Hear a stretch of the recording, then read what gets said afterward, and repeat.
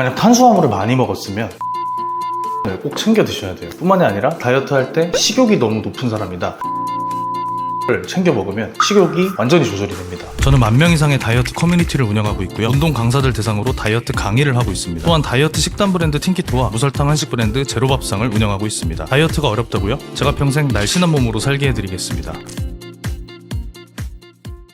안녕하세요, 틴키토 김윤겸입니다. 최근에 저희 영상에 댓글로 다이어트 할 때 먹으면 도움되는 영양제를 추천해달라는 댓글이 엄청 많이 달렸어요. 그래서 오늘 가장 중요한 영양제 한 가지에 대해서 설명을 드리려고 하는데, 그 영양제는 바로 비타민 B입니다. 사실 제가 한 가지라고 했지만 비타민 B는 한 가지가 아니에요. 비타민 B 1, 2, 3, 5, 6, 7, 9, 12 총 8가지가 있어요. 얘네를 다 합쳐서 비타민 B군이라고 하는데, 이 비타민 B군들이 각각 다이어트에 어떤 식으로 도움을 주는지는 전부 다 다릅니다. 그래서 오늘은 그 영양소별로 나눠서 다이어트 할 때 어떤 문제가 있을 때 얘를 보충해야 되는지 설명을 드릴 건데, 간혹가다 이제 영양제가 다이어트에 도움이 실제로 되느냐는 질문을 하시는 분들이 꽤 많아요. 제가 답변을 드리면 실제로 도움이 됩니다. 특히 이 비타민 B군은 실제로 우리 체지방을 태우는 과정에서 없어서는 안 되는 필수 재료로 사용이 돼요. 제가 자주 하는 말이, 장작에 불을 지피면 그 불을 더 키우는 그런 불쏘시개 역할을 미네랄과 비타민이 한다고 설명드리는데, 그 중에서 제일 중요한 게 비타민 B군입니다. 다이어트뿐만이 아니라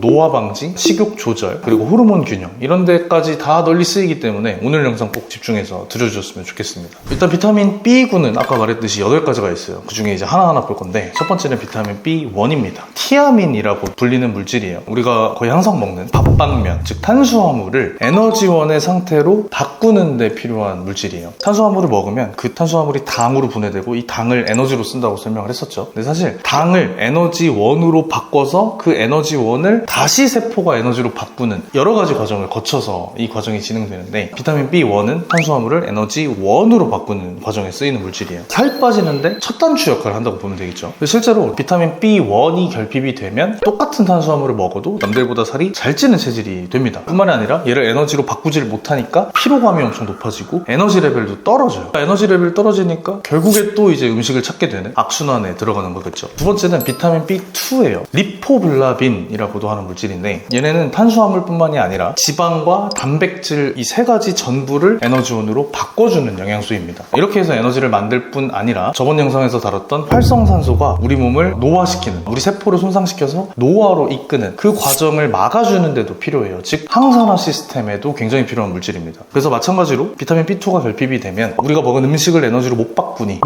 만큼 살로 축적이 될 거고, 에너지 레벨이 떨어지니까 당연히 더 먹게 되겠죠. 뿐만 아니라 항산화 효과도 떨어져서 노화가 빨리 일어나는데, 그 항산화 물질 중에서도 비타민 B2가 글루타치온을 재활용하는 데 굉장히 많은 도움을 줘요. 글루타치온을 우리가 한번 쓰고 버리는 게 아니라 다시 배출되다가 다시 흡수해서 얘를 또 해독에 쓰는 그런 과정이 있는데, 비타민 B2를 섭취를 해야 글루타치온을 야무지게 알뜰하게 써먹을 수 있어요. 다음은 비타민 B3예요. 나이아신이라고도 합니다. 얘네는 탄단지를 에너지원으로 바꾸고 그 다음에 에너지원을 다시 에너지로 만드는 이 두 번째 과정에 쓰이는 물질이에요. 그래서 에너지 생산 과정 자체를 촉진시키는 역할을 합니다. 당연히 마찬가지로 B3가 결핍되면 살이 잘 찌고 피로감 높아지고 에너지 떨어지겠죠. 반대로 B3가 충분하면 먹은 음식을 쪽쪽 에너지로 다 바꿔버리는 거죠. 물론 1, 2, 3 이 3가지가 다 충분해야지 이 과정이 잘 일어납니다. 뿐만이 아니라 B3는 우리 몸에 손상된 DNA를 복구하는 역할도 해요. 세포 기능에도 도움을 주고, 간헐적 단식했을 때 자가포식이나 오토파지 통해서 세포를 리뉴얼한다고 하죠. 이때도 엄청나게 필요한 게 B3예요. 그래서 건강한 세포로 몸을 다 바꾸면서 기초대사량까지 높이는 이 과정이 전부 다 필요합니다. 그리고 뿐만이 아니라 뇌신경계에 있는 세포들을 복구하는 데도 도움을 주기 때문에 식욕을 안정화시키고 스트레스로부터 정신을 지켜내는 데도 도움을 줄 거예요. 다음은 비타민 B5입니다. 판토텐산이라고도 불려요. 지방과 탄수화물을 에너지원으로 바꾸는 데 필요합니다. 그리고 스트레스 호르몬 코르티졸과 성호르몬을 만들어내는 데도 쓰이는 물질이에요. 우리가 옛날에 보신 분이 있는지 모르겠지만 제가 호르몬 관해서 영상을 올린 적이 있었는데, 우리 몸에서 굉장히 중요한 호르몬들을 나열하자면 코르티졸, 스트레스 호르몬이죠. 얘가 이제 과잉되면 문제지만 낮아도 문제입니다. 항상 적정 수준을 유지하는 게 중요해요. 얘랑 성호르몬의 재료이자 노화의 척도인 DHEA라는 호르몬이 있어요. 여기서부터 파생되는 성호르몬 3가지, 에스트로겐, 프로게스테론, 얘는 여성 호르몬이죠. 그리고 남성 호르몬, 테스토스테론, 5가지 호르몬이 있는데, 이 호르몬들이 다 한 뿌리입니다. 어디서 만들어지냐면 콜레스테롤에서 만들어져요. 근데 이 콜레스테롤로부터 계속 여러 작용을 통해서 중에서 이 물질이 변화돼서 호르몬이 되는 건데, 이 과정 모두에 쓰이는 게 비타민 B5 판토텐산이에요. 그래서 성호르몬 균형, 스트레스 호르몬, 노화 호르몬 전부 다 이제 비타민 B5가 중요하니까 꼭 챙겨 드시는 게 좋고요. 그리고 비타민 B5는 피부 세포가 스스로 복구하는 과정에도 쓰이는 재료예요. 그래서 피부에 고민이 있다거나 장 점막을 이루는 세포들, 이 세포들이 건강하게 유지되는 데 필요하기 때문에 꼭 챙겨 먹어야 됩니다. 다음은 비타민 B6예요. 피리독신이라고도 불립니다. 아까 제가 말한 그 호르몬들은 콜레스테롤, 즉 지방으로부터 만들어지는 호르몬인데, 호르몬과 신경 전달 물질 중에서는 단백질로 만들어지는 것도 있어요. 대표적인 게 세로토닌, 행복 호르몬이죠. 그리고 도파민, 노르에피네프린, 가바라고 불리는 우리 마음을 평안하게 해주는 그런 물질이 있습니다. 단백질로부터 얘네들을 만드는 과정에 필요한 게 바로 비타민 B6예요. 그래서 당연히 B6가 모자라면 정신건강 당연히 나빠지겠죠. 세로토닌, 도파민이 안 나오니까. 그로 인해서 식욕이나 스트레스 대응 능력이 떨어지기 때문에 당연히 다이어트에도 문제가 생깁니다. 대표적으로 이제 우울해서 탄수화물을 쫓게 만드는 감정적 폭식, 이런 것들이 다 비타민 B6랑 연관이 있어요. 비타민 B6는 또 헤모글로빈이라는 물질을 만드는데도 굉장히 중요한데, 헤모글로빈은 혈액 속에 있는 물질이에요. 얘네가 산소를 운반하는 역할을 합니다. 산소를 가지고 에너지도 만들고 여러 가지 작용을 하는데, 이 산소가 전달이 안 되면 당연히 살도 안 빠지겠죠. 이 헤모글로빈을 만드는데도 비타민 B6가 꼭 필요합니다. 다음은 비타민 B7이에요. 아마 다 아실 텐데 비오틴이라는 물질입니다. 이 비오틴은 탄단지를 에너지로 바꾸는 데도 필요하고, 머리카락, 피부, 손톱 이런 것들을 구성하는 단백질, 특히 이제 케라틴이라고 불리는 단백질을 만드는데 가장 중요한 역할을 해요. 탈모 온 사람들한테 제일 먼저 추천하는 게 비오틴이죠. 비오틴이 바로 비타민 B7입니다. 사람들이 오해를 하는 게 비오틴을 먹으면 탈모가 바로 치료된다 라고 생각을 하는데, 정확히 말하면 그건 아니고요. 탈모가 오는 이유가 모낭세포들은 여러 가지 사이클을 거쳐요. 새로 나왔다가 빠졌다가 모근이 잠깐 쉬었다가 다시 나오는 이런 사이클을 거치는데, 보통 이제 탈모가 오는 건 잠깐 쉬는 이 휴지기가 길어지기 때문입니다. 그 길어지는 이유가 휴지기가 지나고 다시 모발이 새로 나오는 그 과정에서 이제 케라틴이라는 단백질이 적절히 공급이 돼야 되는데, 이때 비타민 B7이 필요한 거죠. 비오틴이. 근데 이제 비오틴이 제대로 공급이 안 되면 휴지기를 못 지나갑니다. 그래서 휴지기가 계속 길게 유지가 돼버려요. 이런 걸 두고 이제 휴지기 탈모라고 하는데, 이런 사람들한테는 비타민 B7이 도움이 돼요. 근데 물론 이게 약물처럼 탈모를 치료하는 건 아니기 때문에 이 점을 고려해서 영양 보충 형태로 사용을 해야 됩니다. 다음은 비타민 B9입니다. 엽산이라고도 알려져 있죠. 이 엽산은 우리 몸에서 새로운 세포를 만들어내거나 손상된 DNA를 복구하는 데 가장 중요한 물질이에요. 혈액, 피부, 모발, 장, 전신인 세포에 다 해당이 돼요. 뿐만이 아니라 이제 뒤에서 설명할 비타민 B12와 함께 신경 안정과 기분에 관련된 뇌에서 이루어지는 신경 전달 물질에도 굉장히 필요합니다. 그리고 혈액 검사할 때 굉장히 중요하게 보는 게 이제 호모시스테인인데, 이 호모시스테인 수치를 낮게 유지하는데도 비타민 B9이 굉장히 필수적이에요. 다음은 비타민 B12예요. 코발라민이라고도 불리는 물질입니다. 에너지 대사를 활성화시키기도 하고, 우리 신경세포의 보호막을 만드는 데도 도움을 줍니다. 우리 뇌를 보면은 신경세포들이 서로 신호를 이렇게 주고받으면서 우리가 생각도 하고 감정도 느끼고 하는 건데, 이 신경세포들을 보호해주는 막 같은 게 이렇게 둘러싸여 있어요. 우리가 전선을 생각해보면 전선이 이렇게 고무막으로 둘러싸여 있고, 그 안에는 구리선이 이렇게 있잖아요. 그 고무막 역할을 하는 게 이제 신경세포의 보호막인데, 얘를 이제 미엘린 수초라고 합니다. 그 미엘린 수초가 있기 때문에 우리가 안정적으로 생각을 할 수 있는 거예요. 그 미엘린 수초를 만드는데 비타민 B12가 꼭 필요합니다. 그리고 비타민 B9이랑 같이 이제 역할을 하면서 건강한 적혈구, 즉 혈액을 건강하게 만드는 데도 도움을 주고요. 아까 얘기한 호모시스테인 수치를 낮추는 데도 도움을 줘요. 그래서 굉장히 정신적으로 엄청나게 필요한 물질이죠.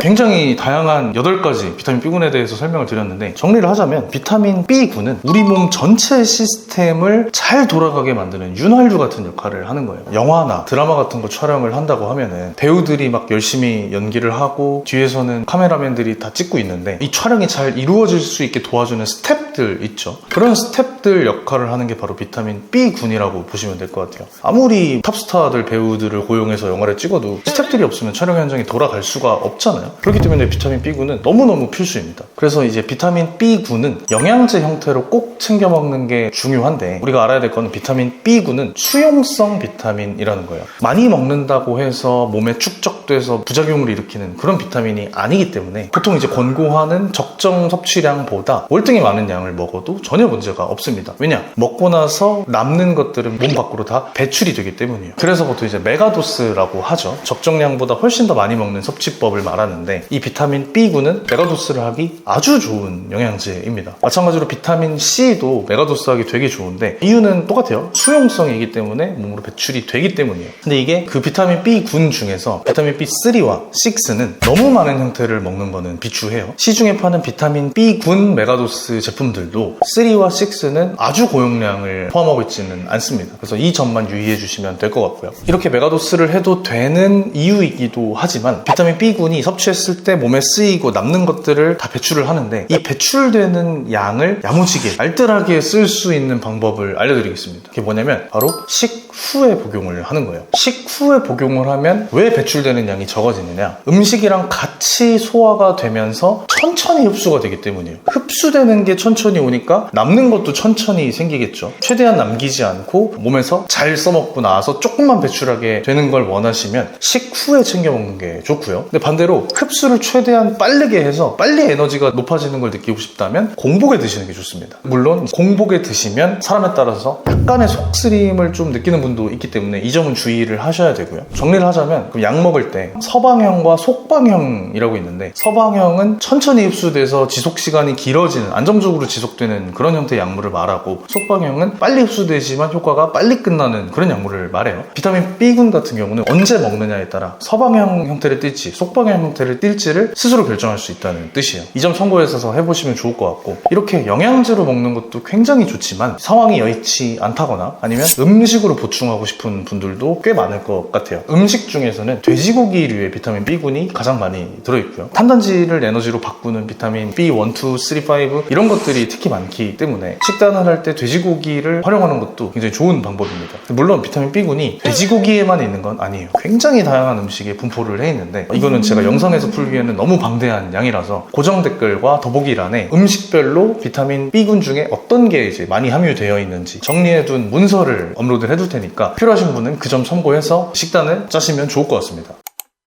제가 준비한 영상은 여기까지고요. 저는 다음 시간에도 알찬 영상으로 다시 찾아뵙겠습니다. 감사합니다.